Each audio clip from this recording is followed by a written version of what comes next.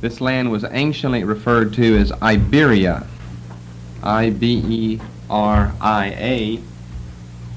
and it's a present-day Soviet Socialist Republic of Georgia. They call it by something else. We'll look at that in a moment.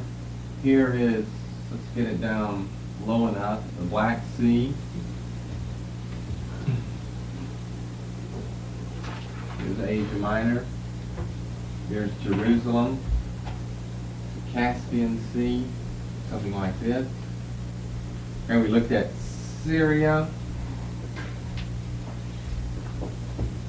And we've looked at Armenian translation.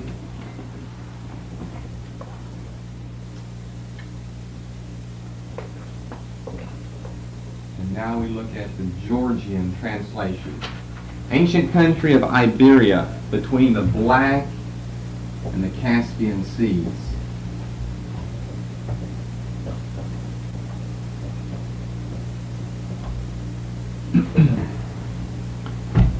The Russians today, the Soviets pronounce their little republic, which is not nearly it's not nearly as large as the ancient territory known as Iberia. I believe it's spelled like this in their pronunciation anyway, and this is pronounced, the I is pronounced like a long E. Gruzia. Gruzia is a Soviet pronunciation for Georgia, but it's spelled Georgia, of course, today, same as our state of Georgia. So we're going to refer to it as Georgia, but that's the way it's spelled. That's the way we would pronounce it in English anyway, but for the Soviets, it's Gruzia. Gruzia is the modern SSR, Soviet Socialist Republic, which comprises part, not all by any means, but part of the ancient land referred to as Iberia. It's the old territory a little further north than Mount Ararat.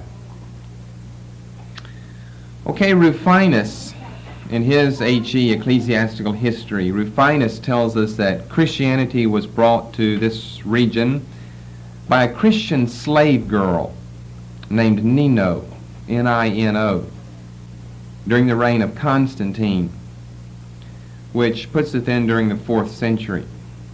That would be early 4th century if it's true to case of being dated to the time of Constantine. That Christianity was brought to the region by a Christian slave girl named Nino. She was taken captive by a pagan king ruling in this area, and then she was more or less brought up here in the royal residence. She more or less remained a slave girl, but she remained now a slave girl here in the royal residence. And according to the ecclesiastical history of Rufinus, she ended up converting all of them. Now, of course, this would be a little difficult to validate. The historicity of it is questioned, but it is at least assumed that Christianity was here no later than the middle of the 4th century. Beyond that, it'd be difficult to date specifically on the basis of any reliable sources. So we'll just say that although this story preserved in Rufinus in his ecclesiastical history of Christianity being brought here by this slave girl Nino and then her converting the whole royal residence to her religion, although that is a little suspect, a little questionable, to say the least, we don't have good validation or good substance to the story outside of its preservation in the H.E. of Rufinus. We can on that basis at least assume that since he's dating the introduction of Christianity into this area to the time, the early reign of Constantine, then probably Christianity was here no later than the middle of the 4th century. Now, of course, we're trying to determine that because that helps us determine at least the earliest date possible for Bible translation into their language. Rather than assume that Christianity was brought by this girl, Nino, maybe it spread, from Syria to Armenia, from Armenia to Georgia. The way Paul the Apostle worked, I was studying some of his writings today, which means the book, or some of his experiences, which means the book of Acts. He was always picking these important cities like Antioch in Pisidia or Pisidian Antioch. It's really not in Pisidia, but it's referred to as Pisidian Antioch or Antioch of Pisidia. He would pick major cultural centers or major Roman centers. Philippi was a Roman colony according to Acts chapter 16. He would pick Athens. Of course, he didn't have any success in Athens. He would pick Corinth. He had a lot of success there. He would go to Rome. All roads lead to Rome, as the ancient historian said, and Paul said, I must by all means visit Rome. It didn't seem to work that way outside of Paul's adventures. Paul specifically picked the important cities to which he would travel, to which the message of Christianity would be brought. Whenever we get into the spread of it just by the lay people in these various countries, it was spread, more or less at random, wherever the people were going, wherever the people were, and to whichever place they were going, the message would be taken. So we're going to assume that it probably spread through Armenia from Syria, finally reaching the country of Georgia, Iberia, at least by the middle of the 4th century, probably earlier than that. But we don't have any historical record that would tend to have us date that any earlier. The country is really not that well known of a country in ancient history. Georgia as an SSR today is really not that well known, or Gruzia as an SSR is really not that well known. But more has come to light in this century.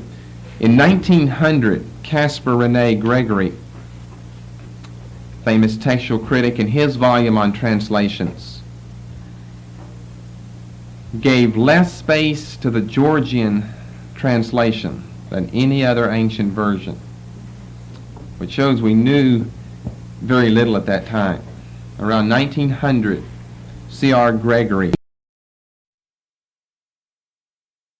We know little concerning this version. That's a quote from his book, published around 1900. We know little concerning this version. And he carried that out by writing less on the Georgian translation than any other ancient version. As far as its alphabet is concerned, local traditions in Armenia, not in Georgia, but in Armenia, have it that after Mesrop created the Armenian alphabet, M-E-S-R-O-P or R-O-B, Mesrop or Mesrob, that after Mesrop created an Armenian alphabet, he grew so concerned about his northern Christian neighbors that he went north and invented an alphabet for them as well. That seems a little far-fetched, but nothing, I suppose, is impossible, and the least we could say is that's possible. The work of translating the scriptures into Georgian, regardless of when the alphabet was created and by whom, began in the 5th century. Began with the Gospels, followed by the other parts of the New Testament. In what order, we don't know. And was probably completed sometime in the 6th century. Now, as a translation, do you remember that there are different types of translations? There's primary, secondary, and tertiary, depending on how many languages removed you are from the original tongue. And depending on which of those you are, we've got either a reliable or an unreliable, or at the least we could say a suspect translation on our hands, such as a tertiary translation. If it's a primary translation, then technically it's referred to as a version. The Georgian Bible's not that important because it's tertiary. And the steps through the language groups went something like this. Greek into Syriac. We discussed that with Syriac. Syriac was the first language, so it's a version. A primary translation, we could say. It came right from Greek. Into Armenian. That is highly likely that the early Armenian translations were not done from Greek manuscripts, but from Syriac. And then into Georgian, because the Georgian manuscripts show many Armenian traces. So the 4 languages, but 3, of course, removed from the original. The 3 makes a tertiary. But 4 languages incomplete give us what we call a tertiary, T-E-R-T-I-A-R-Y, a tertiary translation. From Greek to Syriac to Armenian to Georgian. Now the Georgian church and the Armenian church were combined at one time, obviously because of their location, the proximity of the one to the other.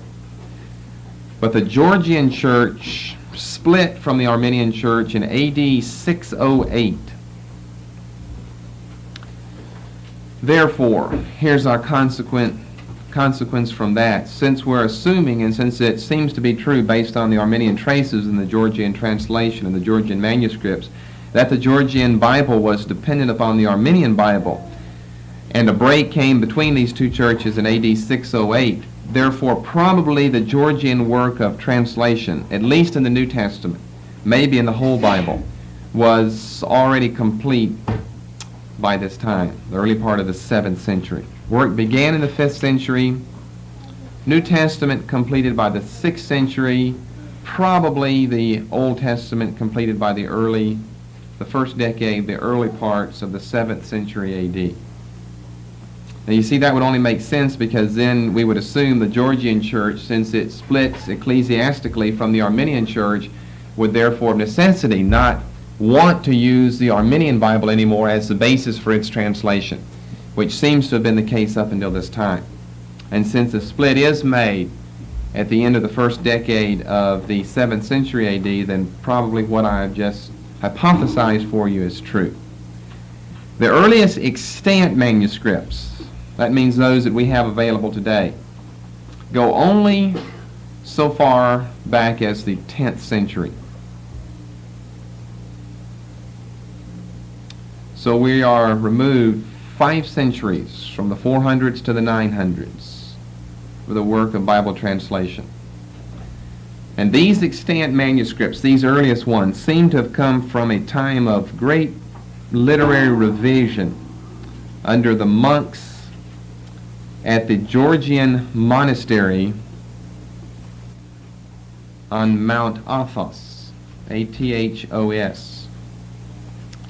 We discussed that with the Persian invasions in the intertestamental period, the 2 attempted Persian invasions of the Greek mainland. If we just extend ourselves a little more on our map here and give ourselves, although it doesn't look exactly like this, close to it, give ourselves Greece, the Peloponnese, and you've got different fingers right along here that stick out. And on the tip of one of these, right there, is Mount Athos.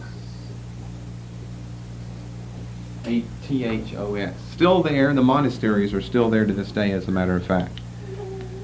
And this monastery, the particular one that we're talking about, where so much of the work of revision was done in the 900s AD, was a Georgian monastery. So it was controlled by monks from the country of Georgia, or anciently referred to as Iberia, but they had a monastery established over here in northeast Greece. Now here's what happened in this period of revision work, and we have to know this because the critical apparatus of your Bibles will make distinctions between what was done prior to these great times of revision and what was done after that time. And it goes like this. These Georgian monks at Mount Athos were determined to rid themselves of the nemesis of not having a Bible based on Greek manuscripts. They were determined to do something about criticism, in other words, leveled against them for such a far-fetched tertiary translation, not in line with the available Greek documents. And toward the end of the 10th century, from 975 to 999 AD, they decided to do something about that, particularly under one man by the name of Euphemius. Euthymius.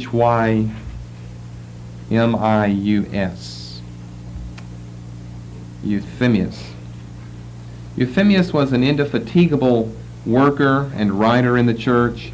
According to his biographer, he worked all day long in the catechisms with the converts to Christianity. He was one of these monks that lived on Mount Athos. And he worked so much during the daytime, he had no time during the day to work on Bible revisions and Bible translations. Therefore, he did all of his work at night. And he worked with candlelight, the only type of light he had available. He worked at night by candlelight.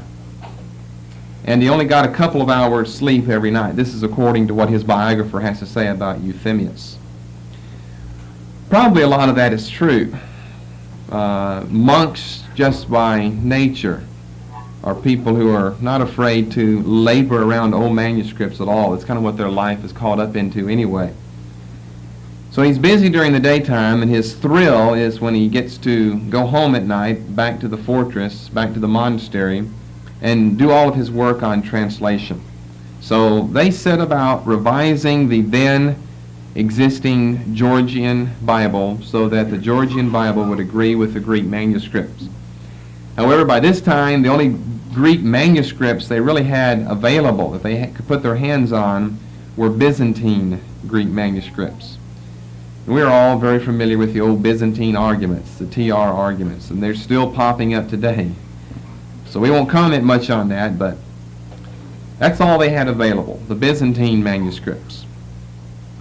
It was somewhere around this time that the book of Revelation was translated by Euphemius. What's unique about that is that it had never before been received as canonical in the Georgian church. It was a deuterocanonical book, counted so by them as a deuterocanonical book up until the late 10th century A.D., where it was finally translated by Euphemius, Euthymius, Euphemius, and then through him just worked its way into their Bible, thus working its way into their canon of Scripture as well.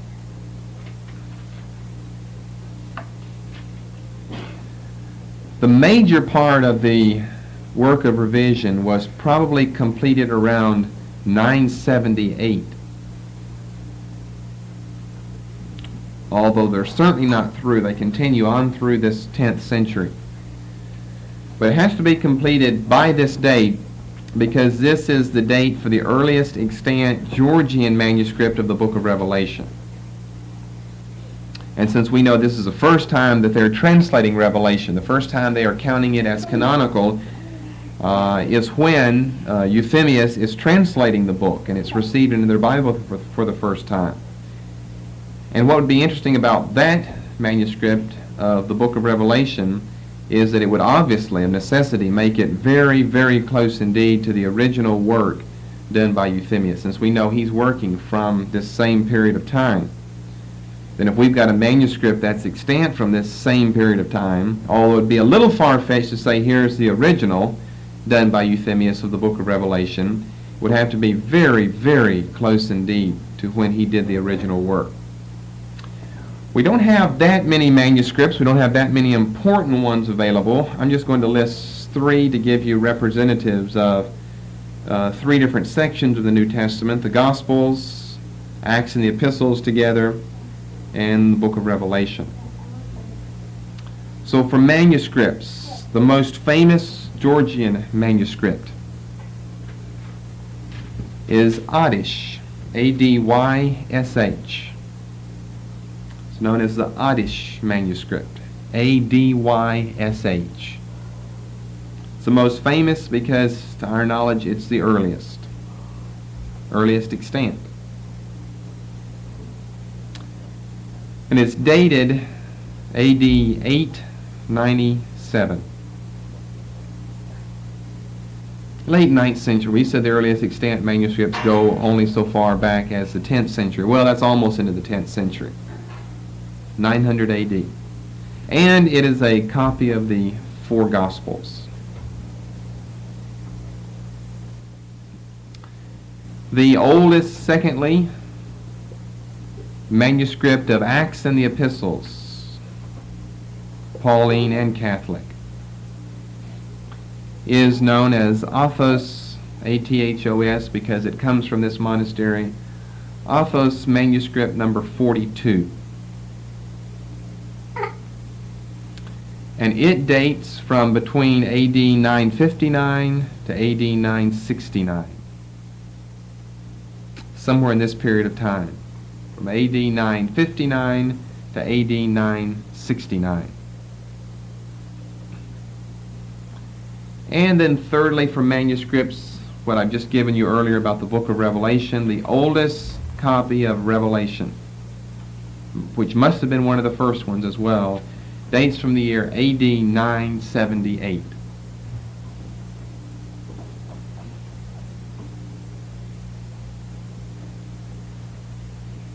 Okay, let's look at some abbreviations now for our critical apparatus. We don't have any manuscripts. I think what I have seen, some of the CAs will try to give you something of Georgian, which would look like GEO, Georgian, and then we'll say over here 5th century. But of course the problem is we don't have any manuscripts that date back that far. We don't have any that date back to the end of the 9th, 897, or really we could say the beginning of the 10th century, around AD 900. So we're going to skip over that and get on up into the 9th century. And it would look like this. First of all, we have our E. The primary thing, of course, to know here is just know that your GEO stands for Georgian, with a 1, superscript 1. E stands for the evangelists, the gospels, GEO, small GEO, superscript 1. Here's what this stands for. Georgian manuscripts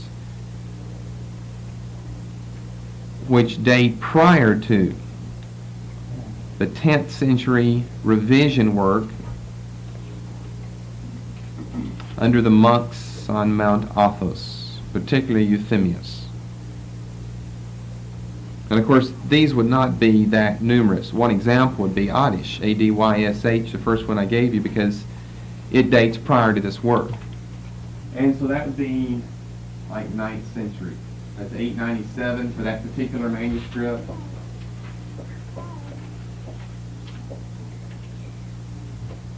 So we certainly don't have very many that fit in that category.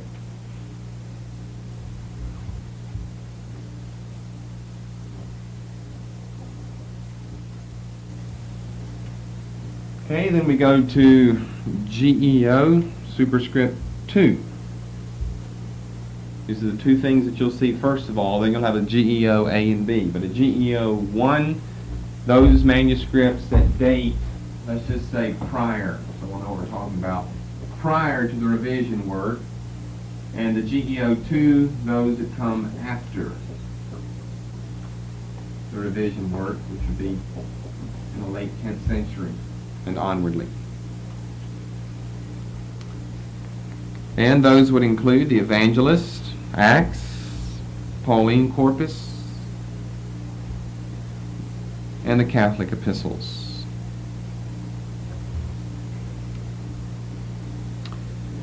Revelation would really have to be put during this time as far as we are concerned, and really would have to be put during this time as far as most textual critics are concerned. The only reason I don't have it up there right now, and I should even leave off more than what I have up here, is because what you'll find in your Greek Bibles is something that would really be in disharmony with what I've just given you as information, which would be totally against what Bruce Metzger has in his book on Bible translations.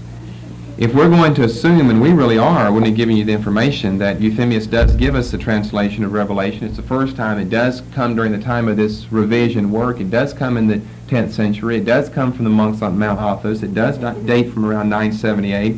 Then it would really have to go along with this. But everything's out of sync as far as I am concerned between what someone like Bruce Metzger is saying, and he's really as far as I'm concerned, the final authority on a lot of these dates for these Bible translations and these Bible manuscripts, and what the United Bible Society's Greek New Testament, the UBS Bible, has. On this GEO2, they don't even have EAPC. I believe all they have is EA. They don't give us Pauline, they don't give us Catholic. If I remember correctly, they don't give us Pauline, Catholic, or Revelation for anything that's Georgian. That's not right, because anywhere you look, there are Georgian manuscripts. Some of them may be of a late date. We'll get to those. We're talking about those that come after this time anyway. So that could be after, all the way up into the 13, 14, 1500s. And it would just be, to me, it would be totally ludicrous to think we're going to go through that much history of Georgian translations and not have anything but Matthew, Mark, Luke, John, and Acts. Have nothing left over at all of Paul, nothing of the Catholic epistles, nothing of the book of Revelation. That doesn't make any sense at all. So part of what I've given you up here in the EAPC of the GEO superscript 2 is contrary to what the UBS Bible has. And then part of what I have not given you, that is the lack of having an R for Revelation, is contrary to what we've just discussed here. And that's only because UBS doesn't have it. I guess if we're going to follow, in other words, our scheme of things, for the GEO2, we would have EAPCR. Maybe I better put that up there so I don't confuse you with the earlier notes. EAPCR. But if I remember correctly, all the UBS gives is EA. But here's a copy of the book of Revelation. The date's from AD 978. It's dated, as a matter of fact. It's a dated manuscript. Some of these are dated manuscripts. The Athos manuscript 42 is not. We can date it between a 10-year period of time, from 959 to 969, based on some external considerations. But the oldest copy of the book of Revelation is dated to 978. So where they missed out on that, I have not figured out yet. Then we go to another group, GEOA.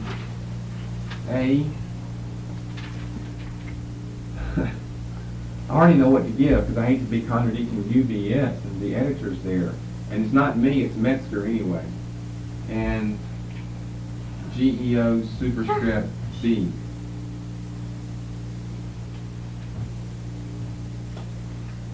This is a little complicated. I'm just going to explain it very briefly.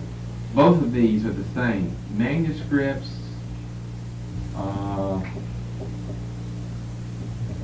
that form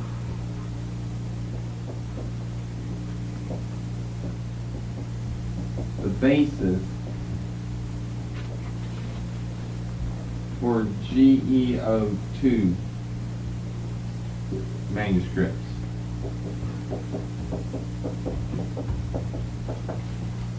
Okay, we've got GEO superscript capital A, then GEO superscript capital B. Both of these we have the same sentence. Manuscripts that form the basis for the post-revision work manuscripts. Those that would serve as the basis for the GEO superscript 2 manuscript. They use different forms of writings. They really use 3 different forms of writings, and all we've really given you here is an A and a B instead of A, B, and C. And it all, one chief place where it breaks down is in the way that the verbal, you'll see why I'm not going to go into this, the verbal form of the second and third person they're written.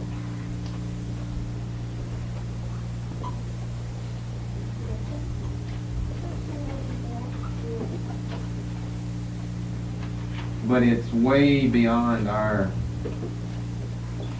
needs here in this class. The technicalities of it. Okay, do you understand all of that, what I've just said? Do I need to explain some of that again? What UBS gives is they'll start out, I believe this is true, they'll start out just with a general GEO and then say 5th century, especially in the little card that some of these Bibles will carry with them. That's a little misleading because although the Georgian Bible dates back to the 400s AD, we don't have any manuscripts that date earlier than 897. So that to me just is a little misleading. I mean, I'm looking at my notes here, and the way my notes tell me to give it to you is give all of this to you first. That's just because I copied that down out of UBS. That's the quickest place and the easiest place to copy it down from. But that's really not true. It's a little bit misleading just to give that and you think, well, that our earliest manuscripts go back that far. No, just the Georgian translation goes back that far, but we don't have manuscripts that far. We don't have them anywhere close to that period of time. We do have at least one. We do have several others, but not that many, that are prior, I say prior, not to the 9th, these are 9th, but prior to the 10th century revision work, and so they're referred to as the GEO superscript 1. Obviously, those are the oldest of our group of extant Georgian manuscripts, and so it only makes sense that all we have here, and this is probably true as far as UBS, as far as Metzger is concerned, that But all we have here is an E. We just have the Gospels because these are the earliest manuscripts that are extant for Georgian translation work.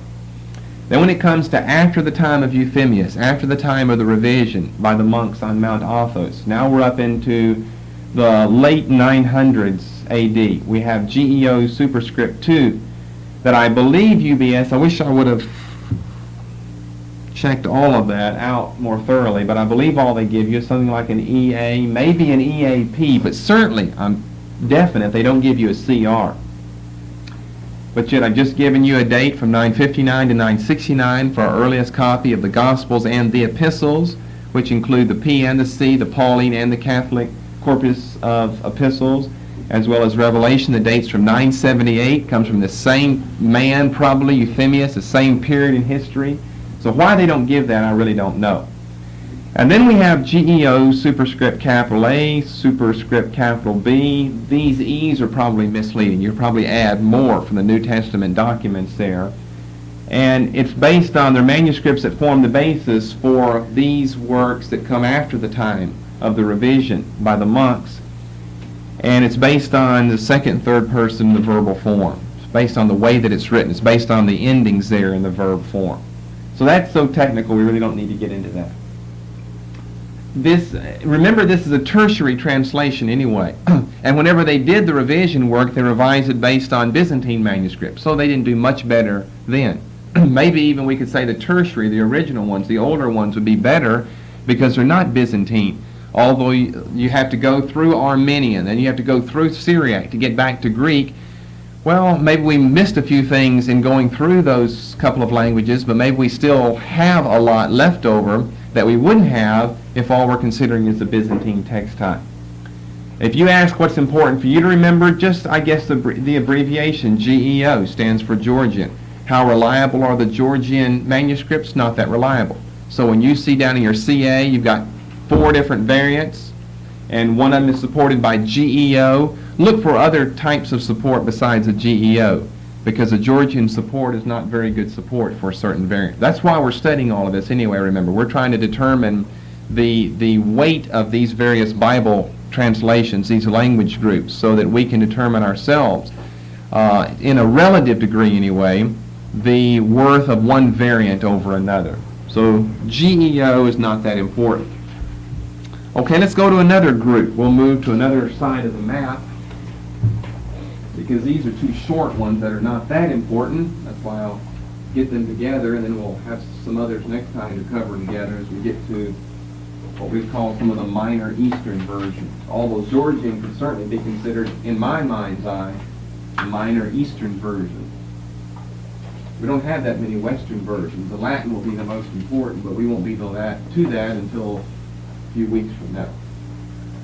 The next group is known as the Nubian, N-U-B-I-A-N, the Nubian translations.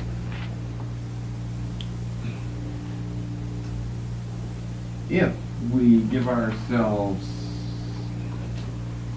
Egypt, and we give ourselves Ethiopia, and Nubia comes in between. N-U-B-I-A, Nubia.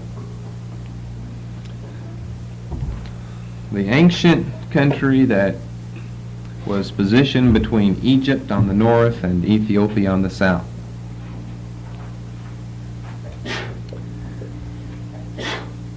Christianity reached here by same date really as we just gave you for the other group, reached here by AD 350 from Christians in Upper Egypt, which remember is southern or lower Egypt on our map and in our mind. At least on a small basis, Christianity reached here. It wasn't until the 6th century that the first official missionaries were actually arriving. Now, Nubia, I would say, I've been kind of waiting to get to this, and I've been always making these allusions to the rise of the Islamic people and the Islamic faith. And Nubia the Nubian church, Christianity, as it flourished here for, about 5 centuries from its foundation, Nubia maybe is one of the most important countries as far as the conquest of that part of the world by the Islamic faith is concerned. Christianity is introduced in the mid-4th century. For about 4 or 5 centuries, it flourished widely in the country of Nubia. And that only, of course, came to a very sudden halt with the great inroads made by the Islamic Arabs traveling south from Egypt.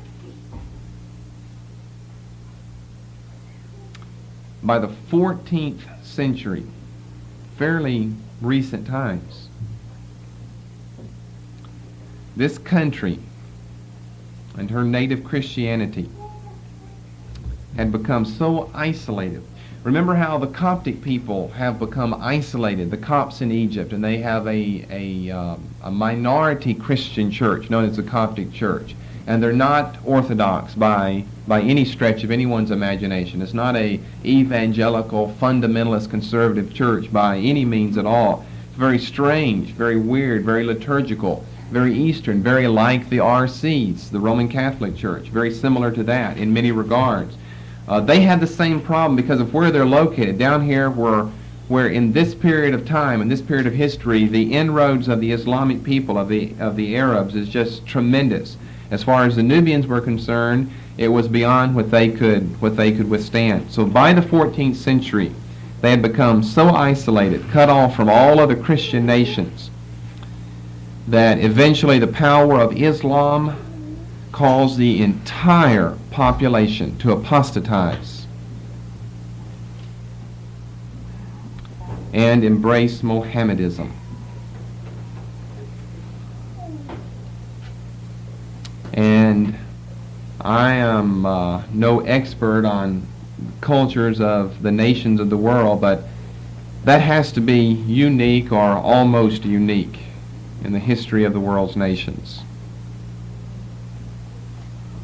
The entire nation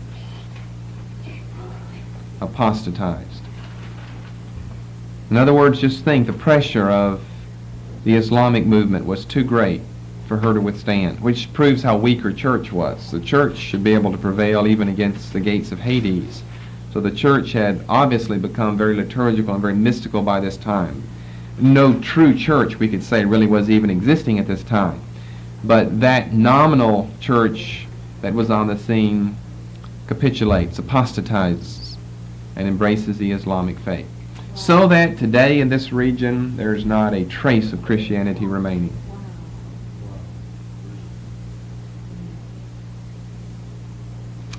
When were the scriptures translated? No one knows, but it must have begun at least by the time the first official missionaries were arriving, and that was the 6th century.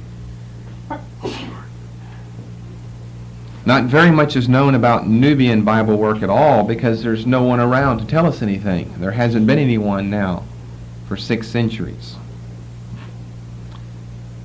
But we'll say it must have begun in the 6th century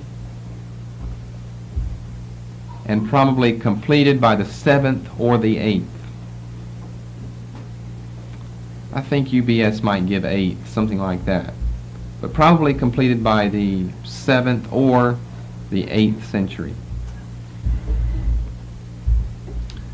Okay, until the 20th century, nothing at all was known about the Nubian Bible. It was never heard of. There are no references in any works, such as in the 1800s, no references at all to the Nubian Bible translation. Nothing at all was known about it. In 1906, a man by the name of Dr. Carl Schmidt,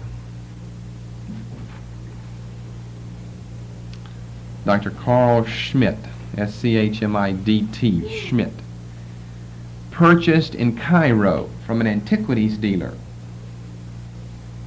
And they have been the source. They were, let's say, not as much anymore. Government's taken over everything in those biblical countries now, but they were, particularly at the turn of this century, our most valuable and important resources for getting into our hands ancient biblical as well as non-biblical works from these biblical countries. But he purchased from an antiquities dealer in Cairo some Nubian manuscripts, really fragments, we should say, that had been unearthed down in Upper Egypt. And the primary thing that he found in his collection was a lectionary. And it was a lectionary for the Christmas season.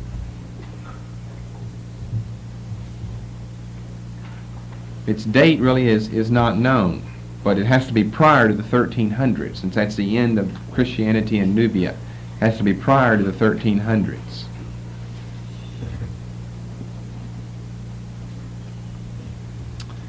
The alphabet is Coptic, plus a few additional characters which were used to represent sounds not found in Coptic.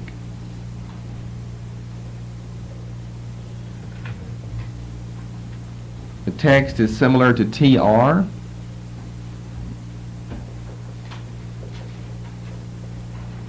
What do we have preserved? Now we've had 80 years since Schmidt's discovery of these Nubian manuscript fragments of a Christian Christmas time lectionary to discover some more things. We have 70 verses. 70 verses in the Gospels and the Pauline epistles. Plus, and this is a relatively recent discovery, 3 verses in Revelation. Revelation chapter 7, verses 15, 16, and 17.